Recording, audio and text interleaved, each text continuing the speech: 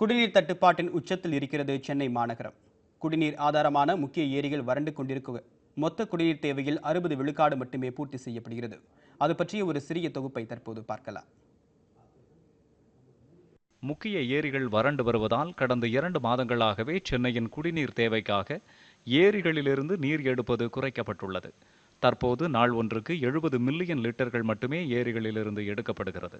சென்னையின் ஒரு நாள் தேவை 830 மில்லியன் லிட்டர்கள். ஆனால் கடந்த 2 மாதங்களாகவே சென்னை குடிநீர் வாரியத்தால் 450 முதல் 500 மில்லியன் லிட்டர்கள் வரை மட்டுமே குடிநீர் விநியோகம் செய்யப்படுகிறது. இதில் கடல் நீரை குடிநீராக்கும் திட்டம் மூலம் 200 மில்லியன் லிட்டர்களும், நெய்வேலியிலிருந்து 80 மில்லியன் லிட்டர்களும், திருவள்ளூர் மாவட்ட விவசாய கிணறுகளிலிருந்து 120 மில்லியன் லிட்டர்களும் கிடைக்கின்றன. கல்குவாரிகளில் தேங்கியுள்ள நீரிலிருந்து தினமும் 30 மில்லியன் லிட்டர் நீர் சுத்திகரிக்கப்பட்டு பெறப்படுகிறது. அதேபோன்று போரூர் ஏரியிலிருந்து நாள்தோறும் 4 மில்லியன் லிட்டர் நீர் எடுக்கப்பட்டு விநியோகிக்கப்படுகிறது. பற்றாக்குறையை கருத்தில் கொண்டு தற்போது குடியிருப்புகளுக்கு மட்டுமே தண்ணீர் விநியோகம் செய்யப்படுகிறது. வர்த்தக நிறுவனங்களுக்கும் தொழிற்சாலைகளுக்கும் தண்ணீர் விநியோகிப்பதை சென்னை குடிநீர் வாரியம் ஏற்கனவே நிறுத்திவிட்டது.